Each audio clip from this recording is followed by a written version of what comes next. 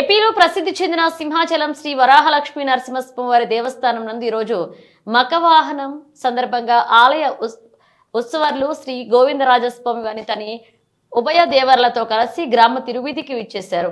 శ్రీమాన్ స్థానాచార్యులు వారు ప్రధాన అర్చకుల సమక్షంలో ఉత్సవం శాస్త్రోక్తంగా జరిగింది. శ్రీ కరి సీతారామాచార్యులు పంచరాత్ర ఆగమాన్ని అనుసరించి వాహనాన్ని శాస్త్రోక్తంగా జరిపించారు.